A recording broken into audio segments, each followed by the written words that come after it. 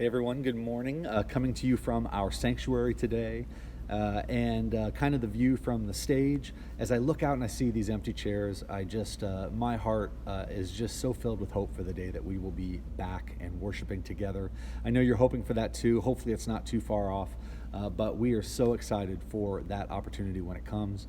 And this is a great location to talk about Psalm 98 because Psalm 98 is all about worship. This is actually the psalm that inspired the hymn, Joy to the World.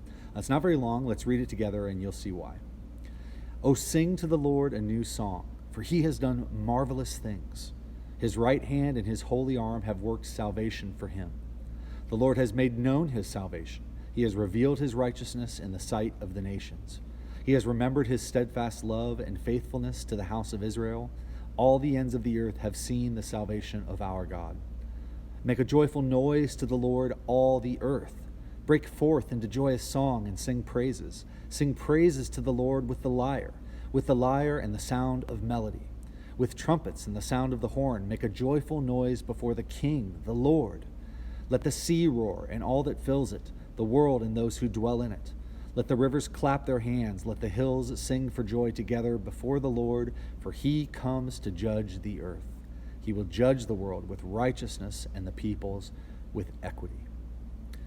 Such an amazing psalm, and our hope is so caught up in this. A couple things I want to point out about it.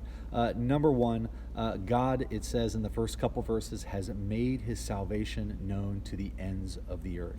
And so specifically this psalm is referencing the Exodus.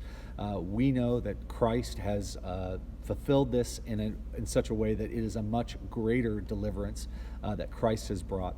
And so in both of these instances, the Exodus and Christ, God has made his salvation known, which means he's making himself known, he's making his character known, and he's revealing his righteousness to the peoples.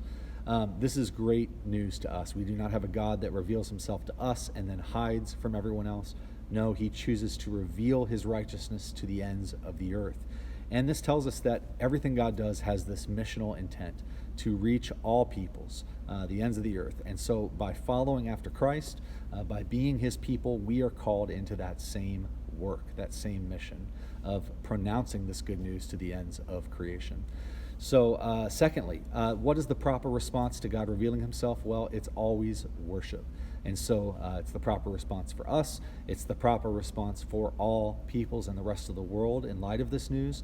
And our third thing I want to point out, it's the proper response for creation itself. We read in the book of Romans that creation, literally things that have been created, rocks and trees, and that they have been subjected to futility, Paul says. That means that our sin and our fall affected God's creation in every way.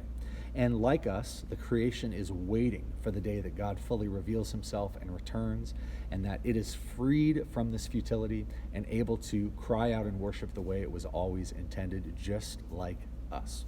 And so what great news. This God, it's proclaiming that he is the rightful king of all creation, the entire cosmos. The proper response is worship, and we are to worship him, and we are to spread the news about his goodness.